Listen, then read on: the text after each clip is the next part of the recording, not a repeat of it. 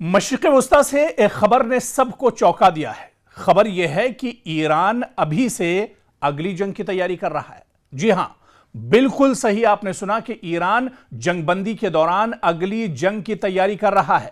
ابھی مشرق وسطی میں حالات تھوڑے سے بہتر ہو رہے ہیں۔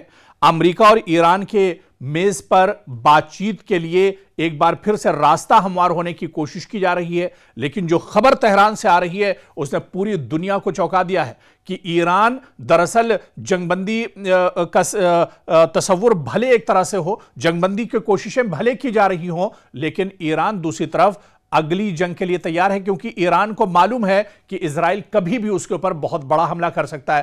امریکہ پر بھروسہ نہیں کیا جا سکتا ہے، یعنی ایران کہیں نہ کہیں اس کے اوپر الارمنگ سچویشن ہے اور حملے کبھی بھی ہو سکتے ہیں۔ اس وجہ سے جب مشرق وسطی میں تھوڑے سے حالات بہتر ہو رہے ہیں تو ایران اب اگلی جنگ کے لیے تیاری کر رہا ہے۔ جی ہاں، یہ تہران کی دراصل نئی حکمت عملی ہے، کیونکہ امریکہ کے ساتھ جنگ بندی کے باوجود ایران نے اپنی فوجی تیاریوں میں کوئی کمی نہیں کی ہے۔ حالانکہ پوری طور سے ابھی پر جنگ بندی نہیں ہوئی ہے، کوئی اس کا باقاعدہ اعلان نہیں ہوا ہے، کوئی اس کے لیے روڈ میپ یا خاکہ تیار نہیں ہوا ہے، لیکن پھر بھی یہ کوشش کی جا رہی ہے، امید جتائی جا رہی ہے، بھروسہ ہے کہ آنے والے دنوں میں امریکہ اور ایران کے درمیان ایک طرح سے جنگ بندی ہو سکتی ہے۔ لیکن آپ دیکھیے کہ ایران اپنی فوجی تیاریوں میں ایک طرح پھر سے مصروف ہو گیا ہے، بلکہ الٹا اپنی عسکری صلاحیتوں کو مزید مضبوط بنانے میں پوری طاقت ایران نے جھونک دی ہے۔ سوال یہ کہ اگر جنگ بندی ہے یا جنگ بندی جیسے حالات بن رہے ہیں تو پھر اتنی تیزی سے ہتھیار بنانے اور فوج کو مضبوط کرنے کی ضرورت ایران کو کیوں پیش آ رہی ہے؟ یہ سوال بہت اہم ہے۔ میڈیا ذرائع کی ایک رپورٹ کے مطابق ایران نے جنگ بندی کے عرصے کو زیادہ سے زیادہ استعمال کرنے کی حکمت عملی اپنائی ہے۔ اس سے پہلے امریکہ اور اسرائیل کے درمیان جو جنگ تھی اس میں جو جنگ بندی ہوئی، اس سے پہلے اسرائیل کے ساتھ جو جنگ بندی ہوئی اس میں بھی ایران اطمینان کے ساتھ نہیں بیٹھا، ہاتھ پر ہاتھ رکھ کے ایران نہیں بیٹھا، بلکہ ایران دراصل جنگ کی تیاریوں میں مصروف رہا۔ اور اب جب مشرق وسطی میں حالات بہتر ہو رہے ہیں تو اب بھی ایران جنگ کی اگلی یعنی مستقبل کے لیے تیاری کر رہا ہے۔ رپورٹ میں دعویٰ کیا گیا ہے کہ تہران نے میزائلوں اور ڈرونز کی تیاری کی رفتار میں اضافہ کیا ہے، فضائی دفاع کو مضبوط بنانے پر کام کیا اور ان فوجی تنصیبات کی مرمت شروع کر دی ہے جو حالیہ حملوں میں متاثر ہوئی تھی۔ ایرانی حکام کا موقف ہے کہ امریکہ اور اسرائیل پر مکمل اعتماد نہیں کیا جا سکتا ہے، اس لیے جنگ بندی کو مستقل امن نہیں بلکہ ایک عارضی وقفہ سمجھا جا رہا ہے۔ اسی وجہ سے ایران اپنی دفاعی صلاحیت کو ہر قیمت پر برقرار رکھنا چاہتا ہے تاکہ اگر دوبارہ کشیدگی بڑھے تو پہلے سے زیادہ مضبوط پوزیشن میں ہو۔ دوسری جانب سفارتی محاذ پر بھی سرگرمیاں جاری ہیں۔ قطر، عمان اور دیگر علاقائی ممالک کی ثالثی سے امریکہ اور ایران کے درمیان کشیدگی کم کرنے اور ابنائے ہرمز میں بحری آمد و رفت بحال کرنے کی کوششیں جاری ہیں، لیکن ابھی تک کسی مستقل معاہدے کا اعلان نہیں ہوا ہے۔ دفاعی ماہرین کا کہنا ہے کہ جدید جنگوں میں صرف میدان جنگ ہی اہم نہیں ہوتا بلکہ جنگ بندی کا دور بھی انتہائی فیصلہ کن ثابت ہو سکتا ہے۔ جو ملک اس عرصے میں یعنی جنگ بندی کے دور میں اپنی فوج، اسلحہ اور دفاعی نظام کو زیادہ بہتر بناتا ہے وہ آئندہ کسی بھی ممکنہ تصادم میں برتری حاصل کر سکتا ہے۔ اسی لیے ایران اس وقت ایک طرف سفارتکاری کا راستہ بھی کھلا رکھے ہوا ہے اور دوسری طرف اپنی فوجی تیاریوں میں بھی کوئی کمی نہیں چھوڑ رہا ہے، اور یہی وجہ ہے کہ مشرق وسطی میں حالات اگرچہ وقتی طور پر نسبتاً پرسکون دکھائی دیتے ہیں لیکن خطے میں بے یقینی اب بھی ایک طرح سے برقرار ہے۔ ایران کے حملوں سے اسرائیل میں کہاں پر سب سے زیادہ تباہی ہوئی ہے، یہ سوال سب سے امپورٹنٹ ہے۔ حالانکہ حالیہ دنوں جو جنگ چل رہی یا حالیہ دنوں مشرق وسطی میں جو حالات خراب ہیں اس میں اسرائیل دراصل کہیں پر ملوث نہیں تھا، لیکن اس سے پہلے جو دو جنگیں ہوئی، ایک اسرائیل اور ایران کے ساتھ، ایک اسرائیل امریکہ اور ایران کے ساتھ جو جنگ ہوئی ہے، اس میں اسرائیل کو کہاں کہاں نقصان پہنچا ہے، کتنا نقصان ہوا ہے، کتنی تیزی سے اسرائیل ابھر سکتا ہے یا اسرائیل کو کتنا بڑا دھچکا لگا ہے، دراصل اس کو یہاں پر سمجھنا بہت اہم ہوگا۔ جس اسرائیل کا دفاعی نظام دنیا کا مضبوط ترین سمجھا جاتا تھا، کیا ایران اس میں شگاف ڈالنے میں کامیاب ہوا ہے؟ اور पहली जंग जो 12 रोज तक चली थी, क्या पूरी दुनिया में यह जंग एक तरह से ज़ेर बहस भी रही थी।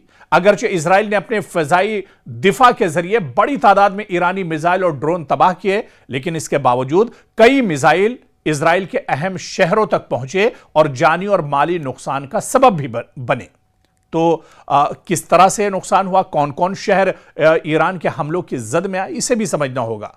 आप देखिए, जून 2025 जब तकरीबन 12 रोजा जंग के दौरान ईरान ने सैकड़ों बैलिस्टिक मिसाइल और 1000 से ज्यादा ड्रोन इजराइल की तरफ दागे थे। इजरायली फिजाई दिफा ने इनमें से अक्सरियत को रास्ते में ही तबाह कर दिया, लेकिन दर्जनों मिसाइल अपने टारगेट तक पहुंचने में कामयाब रहे। सबसे ज्यादा मुतासिर होने वाला इलाका तल अबीब और इसके अतराफ का वस्ती इजराइल था।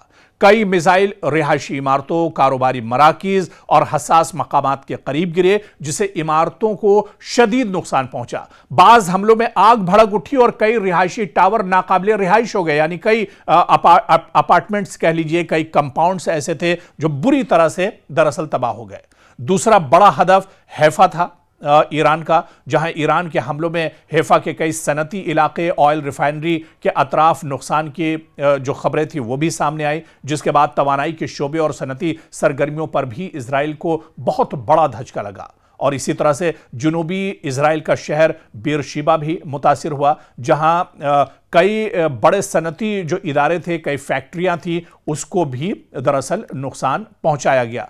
और इसी तरह से बैतयम में एक रिहायशी इमारत पर मिसाइल गिरने से मुतादिद शहरी हलाक हुए, जिनमें बच्चे भी शामिल थे, कई अफराद भी इसमें जख्मी हुए। अगर मजमूई नुकसान की बात करें तो मुख्तलिफ मोतबर रिपोर्ट के मुताबिक इस जंग में इजराइल में कम अज कम कई अफराद हलाक हुए, जिनकी तादाद बहुत सी जगह पर 30 या उससे ज्यादा या 28 उससे ज्यादा बताई जाती है, और तकरीबन 1500 से 3200 अफराद जख्मी हुए। जी हां, ईरान के हमलों में 3000 से ज्यादा इजरायली बुरी तरह जख्मी हुए, और जख्मियों की तादाद मुख्तलिफ इदारों के आदाद शुमार में मुख्तलिफ बताई जाती है। हालांकि माली नुकसान भी गैर मामूली था। बहुत बड़ा माली नुकसान एक तरह से इजराइल को हुआ था। 2000 से ज्यादा अपार्टमेंट्स और सैकड़ों इमारतें मुतासिर हुई, हजारों अफराद बेघर हुए, हजारों अफराद मलबे के नीचे दब गए, और अमलाक के नुकसानात के लिए दसियों हजार क्लेम्स जमा कराए गए। इजरायली हुकाम के मुताबिक बराह रास्त माली नुकसान अरबों शिकल तक पहुंचा, यानी इतना बड़ा नुकसान दरअसल इजराइल को ईरान के हमलों में उठाना पड़ा। और इस जंग ने यह भी साबित किया कि जदीद तरीन फजाई दिफाई निजाम होने के बावजूद कोई भी मुल्क मुकम्मल तौर पर नाकाबिले तस्खीर नहीं है।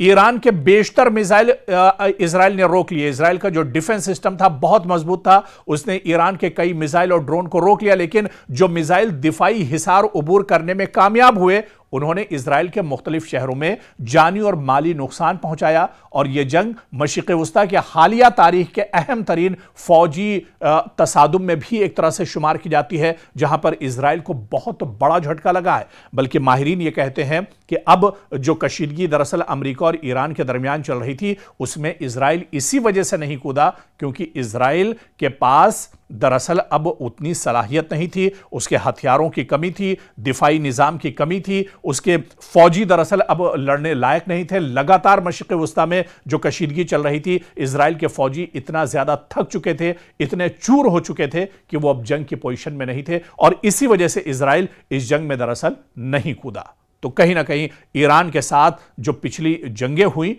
उसमें इजराइल को बहुत बड़ा नुकसान उठाना पड़ा है, और इससे उभरने के लिए अभी कई साल दरअसल इजराइल को दरकार होंगे।